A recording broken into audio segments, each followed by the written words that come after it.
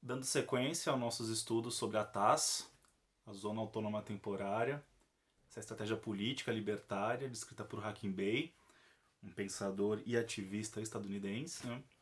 Começaremos a discutir o capítulo 2. No vídeo anterior, eu falei um pouco sobre Hakim Bey e introduzi o capítulo 1, onde Hakim Bey lança a questão da TAS como uma estratégia capaz de possibilitar experimentações de liberdade. Agora vamos discutir o capítulo 2, intitulado Esperando pela Revolução. Eu estou com o livro aqui na mão, o capítulo é curto, né? Os capítulos do livro são curtos, são espécies de mini ensaios. Então eu vou batendo o olho, vou seguindo o capítulo e vou ressaltando os principais aspectos. Beleza? Então Hakim Bey começa assim, capítulo 2. Como é que o mundo, virado de cabeça para baixo, sempre acaba se endireitando? Vejam essa palavra usada. Endireitando. E ele coloca em itálico. E parece uma brincadeira que ele faz com a palavra direita, com a noção de direita político. Então ele pergunta, por que o mundo virado de cabeça para baixo, por que numa crise o mundo se endireita? Por que a resposta para crises políticas geralmente surgem pela direita? Ele lança essa questão, me parece pertinente pensar nisso. Porque, como estações no inferno, após a revolução sempre vem uma reação. Então ele aponta a reação, uma espécie de devir reativo, como um estágio seguinte ao processo revolucionário. É como se a revolução traísse a si mesma e entrasse numa dinâmica reativa. Lembrando que o título do capítulo é Esperando pela Revolução. E isso já é uma provocação e tanto. Ele diz, os revolucionários não fazem a revolução. Os revolucionários, aqueles que se dizem revolucionários, esperam pela revolução. E esse é um problema do nosso tempo.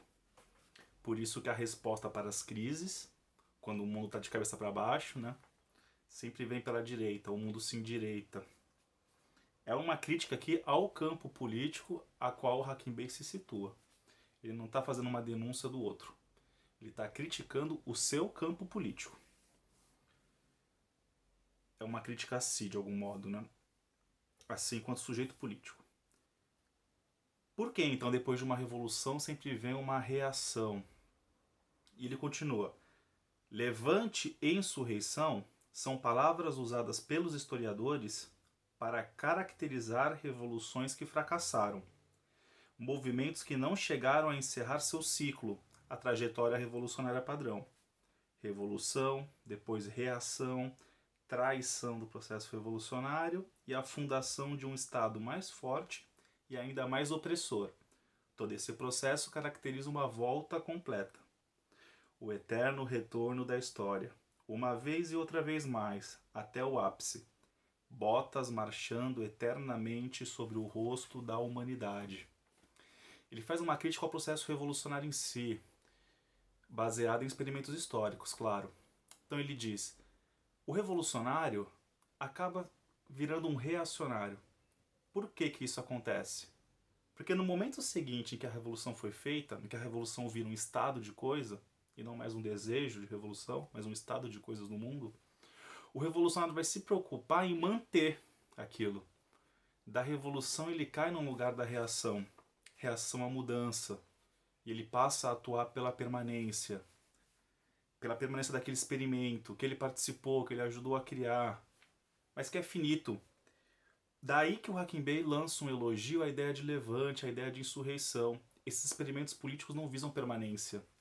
Estão muito mais em sintonia com a dinâmica do contemporâneo, são movimentos temporários. Por isso que os historiadores caracterizam esses experimentos como revoluções que fracassaram, que não completaram um ciclo. E o Hakim Bey provoca, né? Mas que ciclo é esse? É um ciclo que resulta em botas marchando pelo rosto da humanidade. Um estado sempre mais feroz do que o outro. Há um elogio do levante, há um elogio da insurreição e há uma crítica à revolução, mas não é uma crítica reacionária à revolução. Muito pelo contrário.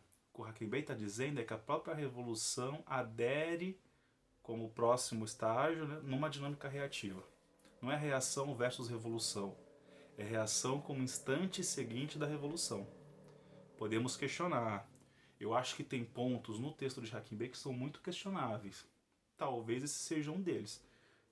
O elogio ao levante e à insurreição me parece muito perspicaz. Me parece uma boa sacada. No contemporâneo, nós temos que afirmar o temporário. Não é relutar o temporário, lamentar o que é temporário, o que é efêmero, cair no lugar da lamentação. Nossa, tudo é líquido, tudo é efêmero. Eu acho que no contemporâneo não dá mais para ocupar esse lugar. Temos que afirmar o temporário. E o Hakim Bey faz isso. Isso é muito interessante. Agora, a crítica à revolução, será que é isso mesmo? Podemos pôr em questão.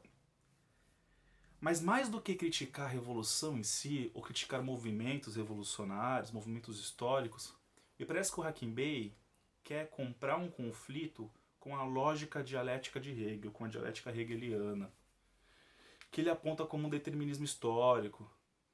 Parece que em Hegel a história tem um começo, tem um desenvolvimento pré-estabelecido, tem um telos, uma teleologia já definida, que para Marx é a revolução, é o fim da divisão de classes, parece que as coisas estão pré-determinadas. Então ele critica essa lógica hegeliana, essa espiral hegeliana do progresso. Isso aparece já no próximo parágrafo, inclusive. Ele continua. Ao falhar em completar esta trajetória, que ele acabou de traçar, né? Revolução, reação, traição, fundação de um Estado mais forte, ao completar essa trajetória, o Levante sugere a possibilidade de um movimento fora e além da espiral hegeliana do progresso, que secretamente não passa de um círculo vicioso. A lógica dialética é um círculo vicioso, que acaba sempre resultando nessa reação perigosa, pós-revolucionária. O Levante atua sob uma outra lógica. Ele não está situado na lógica histórica. Um levante não é um acontecimento histórico, ele está a nível de devir, é um fluxo de intensidade. Inclusive não é passível de registro historiográfico. É o que acontece, atravessa os corpos, os sujeitos e flui assim. E flui, não se concretiza nunca. Ele flui, ele passa, ele transita por nós, né? Os corpos viram pontos de passagem desse fluxo. Não há mais um sujeito que controla um processo revolucionário, um sujeito que toma consciência de classe e passa a determinar os rumos da história. Não é isso. É um sujeito que é atravessado. Podemos até questionar o estatuto desse sujeito. O quão objeto é esse sujeito, já que ele é apenas atravessado por esses fluxos. E o Hakim Bey está sempre elogiando esses fluxos, esses levantes, essas insurreições, essas experimentações temporárias. E ele cita, né, a espiral hegeliana do progresso. Parece que esse é o alvo que o Hakim Bey quer atacar nesse capítulo. Então, se alguém quiser perguntar qual é o alvo, essa crítica se direciona a quem? Eu diria, mais do que a movimentos revolucionários específicos, essa crítica se direciona à lógica dialética hegeliana do progresso. E sobre os levantes ele continua, né? Surgo, levante, revolta. Insurgo, rebelar-se, levantar-se. É disso que trata o levante, né? Uma ação de independência. Um adeus a esta miserável paródia da roda kármica. Histórica futilidade revolucionária. O slogan Revolução transformou-se de sinal de alerta em toxina. Era um alerta, né? A palavra revolução causava medo. Medo na tradição, medo na sociedade, medo na estrutura de mercado. O que ele está dizendo, ó, deixou de ser alerta, deixou de causar medo. Virou toxina. Uma maligna e pseudognóstica armadilha do destino. Como se estivesse pré-determinado, né? Que a revolução vai surgir em algum momento. O marxismo contemporâneo já não atua sob essa lógica, de que a revolução está pré-determinada, é um acontecimento inevitável, vai surgir em algum momento. O marxismo contemporâneo não trabalha com essa lógica, mas durante algum período trabalhou, sim. Então podemos questionar a atualidade, a pertinência dessa crítica de Hakim Bey. Então, a armadilha do destino, um pesadelo no qual, não importa o quanto lutamos, nunca nos livramos do maligno ciclo infinito que incuba o Estado, um Estado após o outro, cada paraíso governado por um anjo ainda mais cruel. Dentro dessa pintura messiânica, né, que é a Revolução, ele aponta o Estado como um anjo, né, um anjo almejado por alguns. E aqui ele ensaia uma crítica ao Estado. Né? Ele vai dizer, ó, Não adianta falar em revolução se você perpetua um Estado. Se você perpetua o Estado como o principal agente social, um agente de coesão, um agente de unidade da sociedade. E aqui o anarquismo do Hakim Bey aflora, né? Se revela. Se tem Estado, desconfio. Não conta comigo, né? É mais ou menos isso que ele está dizendo. E aí ele reflete sobre a história, né? Ele fala, se a história é tempo, como declara ser, então um levante é um momento que surge acima e além do tempo. Viola a lei da história. Olha que interessante.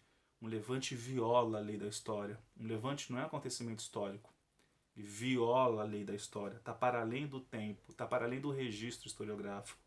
Está para além da sucessão cronológica. Se o Estado é história, como declara ser, então o levante é um momento proibido, uma imperdoável negação da dialética. Veja essa expressão, imperdoável negação da dialética. Está aqui o objeto que Hakim Bey quer negar, a dialética, a lógica dialética.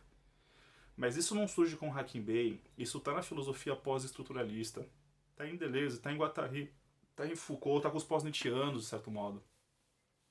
Toda aquela filosofia francesa do século XX que dialoga com Nietzsche, que relê Nietzsche, faz uma leitura mais progressista de Nietzsche. Todos esses filósofos criticam a lógica dialética por se estruturar pela negação, pela contradição. E esses autores estão mais preocupados com a afirmação, com uma dinâmica afirmativa. Ele continua, é como dançar sobre um poste e escapar por uma fresta, uma manobra xamanística realizada num ângulo impossível em relação ao universo. Está falando sobre o levante, né? E não é passível de registro, não se situa no tempo, não se situa na história. É difícil capturar esse movimento, é difícil identificar esse movimento, é difícil projetar um levante, ele simplesmente acontece, atravessa, não está na história. Esse trecho me remete ao pensamento de Foucault, lá nas Heterotopias, que foi a segunda publicação no Brasil. A primeira, em Ditos Escritos, apareceu com o título de Outros Espaços, onde o Foucault diz, né, a filosofia descobriu a história, num certo momento, com Hegel ali, e a história virou o principal objeto de reflexão filosófica. Surge a filosofia da história, Hegel, depois o materialismo histórico dialético, a história sempre como ponto central. Mas o Foucault se pergunta, será que no contemporâneo a história continua norteando a filosofia? E aí ele afirma, parece que a filosofia tem uma dinâmica mais espacial do que temporal.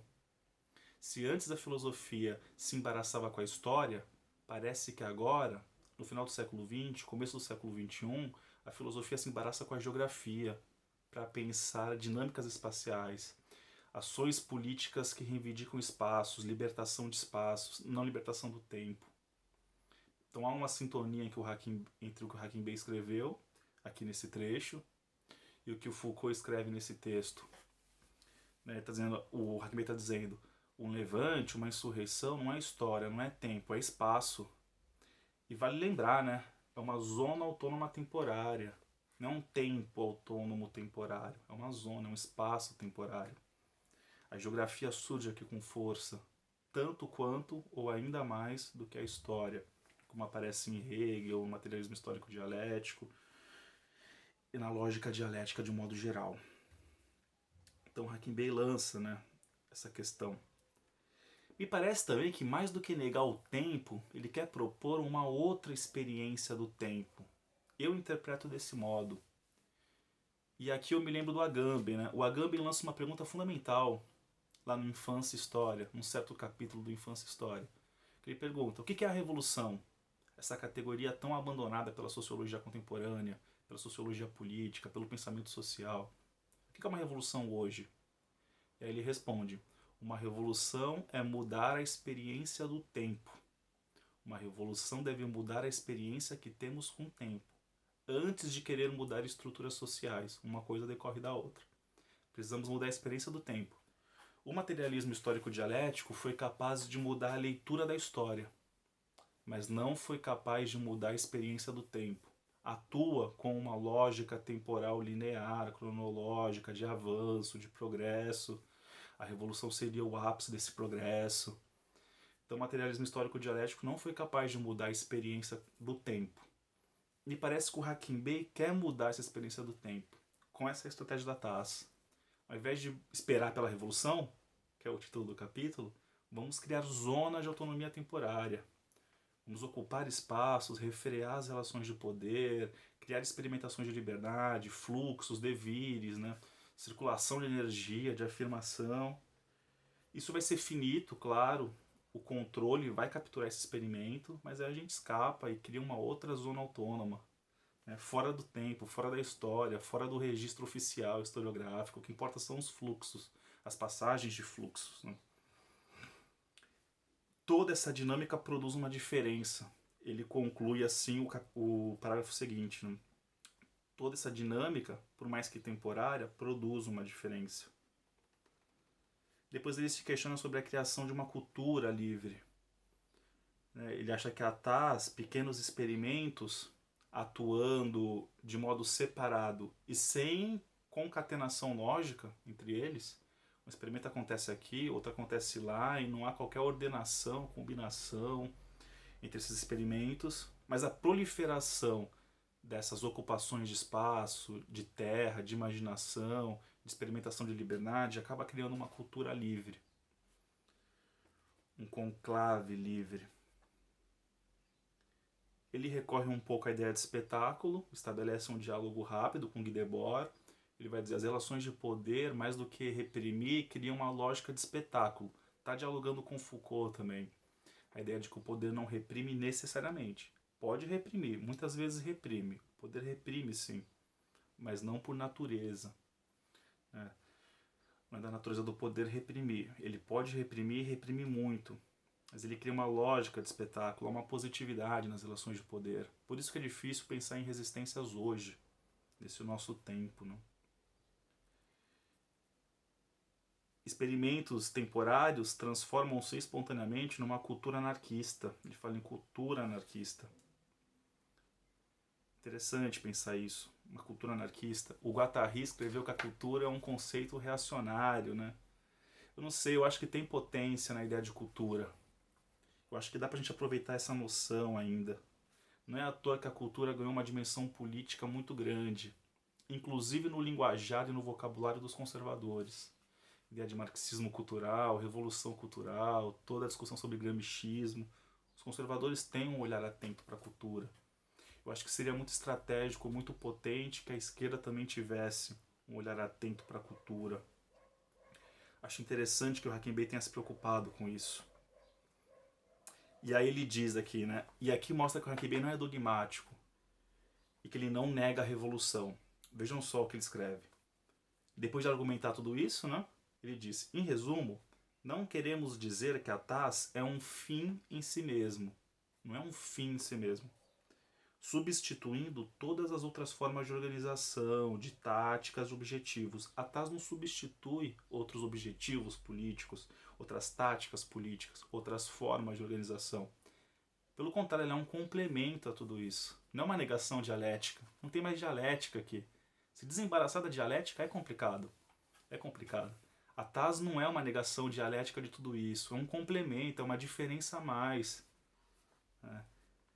E aí ele continua. Nós a recomendamos porque ela pode fornecer a qualidade do enlevamento associado ao levante, sem necessariamente levar à violência e ao martírio. A TAS não leva à violência porque ela não é reativa. Ela não reage contra o poder em si, não reage contra o Estado diretamente. A dinâmica da TAS é a da criação e da afirmação. Ocupar espaço e criar liberdade. Ocupar espaço e criar liberdade. Ocupar espaço de terra, ou de imaginação, ou de saber, de relações sociais e criar liberdade. Não é reagir ao Estado, ao poder, às dominações, nada disso. Por isso que ela não leva à violência. Porque ela é firme, ela não reage. A TAS é uma espécie de rebelião que não confronta o Estado diretamente. É uma operação de guerrilha que libera uma área, aí ele diz, de terra, uma área de tempo, uma área de imaginação, e se dissolve para se refazer em outro lugar e outro momento, antes que o Estado possa esmagá-la. Antes que o Estado possa esmagar aquele experimento político, a TAS se escapa e cria um outro lugar. É um jogo de gato e rato, onde o rato nunca é capturado. A TAS é esse rato que não é capturado pelo Estado. O Estado tenta a todo momento capturar a TAS, mas não consegue, o rato escapa. É um devir rato, né? Podemos pensar com Deleuze e Guattari. Atas possibilita isso. Uma vez que o Estado se preocupa primordialmente com a simulação e não com a substância, isso é complicado, né, a ideia de substância, mas vamos continuar a argumentação. A tais pode, em relativa paz e por um bom tempo, ocupar clandestinamente essas áreas e realizar seus propósitos festivos. Sem propósitos festivos não há TAS. Não há TAS. E a revolução às vezes se esquece disso. Da alegria, do riso, da afirmação da vida, né? Principalmente quando a gente lê aqueles textos de moral revolucionária que passa por Trotsky, né? E mesmo Marx e Engels, a revolução, o ideal revolucionário acaba aderindo a uma dinâmica moralista. E ele está falando, não, os propósitos são sempre festivos, não me venha querer normatizar, regulamentar, não me venha com ideais nobres também, de acabar com a pobreza, acabar com a dominação. Nós queremos tudo isso, mas os propósitos são sempre festivos, né? É uma esquerda festiva, talvez. Talvez. Ele usa a palavra festiva, né? Mas que não teme dizer isso, né? E aí ele fala da Babilônia, que se implode por dentro, e a TAS possibilita isso, né? Uma implosão interna da sociedade capitalista. E aí ele fala, os revolucionários esperam pela revolução, mas não basta esperar ou mesmo desejar, tem que agir, né? E é sempre possível agir. Ainda que haja risco de violência, é sempre possível agir nesse tempo, nesse nosso tempo. E aí ele fala, a TAS é um acampamento de guerrilheiros ontologistas. É a anarquia e a revolta como elemento ontológico, constituinte do ser do homem, né? E aqui ele traz a questão do nomadismo, né? Nós somos seres nômades. Nossas subjetividades são nômades. Ele vai trabalhar mais com essa noção num outro capítulo, mas aqui já aparece, né? Aparece a expressão guerrilheiros ontologistas. Para terminar essa discussão, eu queria dizer que me parece que o Hacking Bay e a TAS está mais em sintonia com a noção de resistência do que com a noção de revolução. Revolução está muito atrelado à lógica dialética hegeliana, à lógica dialética da negação. Parece que a TAS se situa no nível da resistência. Eu afirmei isso na minha pesquisa de mestrado, né? Afirmei a TAS como um dispositivo de resistência política. E eu pego a noção de resistência de Foucault. Lá no coração da analítica do poder de Foucault está a noção de resistência. Antes de entrar na problemática do governo e da governamentalidade das condutas, que é o momento final de Foucault, né, que vai gerar o governo de si e a ética do cuidado de si, toda aquela genealogia ética da estética da existência. Mas antes de entrar nisso, Foucault falava de poder como relação de forças. No curso Em Defesa da Sociedade, isso aparece com muita força, através do que o Foucault chama de hipótese Nietzsche. Então o poder é uma relação de forças. O Deleuze, no livro sobre Foucault, também enfatiza muito isso. E a questão que surge é, que forças são essas? Já que o poder é uma relação de forças. Se a gente for analisar essas forças que estão em relação, elas são múltiplas. Tudo que compõe a vida humana é força política, ou seja, discursos, normas, regulamentos, documentos, arquitetura, tudo isso é força política. Mas apesar dessa multiplicidade, as forças se organizam em dois blocos principais. Um bloco de dominação e um bloco de resistência. Se o poder é uma relação de forças, então essas são as forças que estão em relação. Forças de dominação e forças de resistência. E a grande questão política é como empoderar a resistência em detrimento da dominação. Refrear a dominação em prol da resistência. E quando o Hacking Bay fala em criar uma cultura livre, uma cultura anarquista, me parece que ele está atuando sob essa lógica, né? Vamos fortalecer as resistências contra as dominações. Vamos criar esse conclave livre, né? Me parece que está muito em sintonia. Na minha pesquisa, eu aprofundei essa reflexão entre TAS, resistência, TAS como dispositivo de resistência. Eu só quero enfatizar isso para a gente não cair num lugar perigoso de que Hacking Bay pode ser reacionário, está criticando o marxismo, revolução, materialismo histórico dialético. Mas ele se apoia numa noção de resistência, uma noção muito concreta, uma noção muito potente. Transitamos pelo capítulo 2, Então no próximo vídeo vamos falar um pouco sobre a psicotopologia da vida cotidiana. Psicotopologia. Tá brincando com o título de Freud, né? É que ele vai falar um pouco mais do nomadismo. Então, nos vemos lá, pessoal. Um abração. Espero que tenham gostado.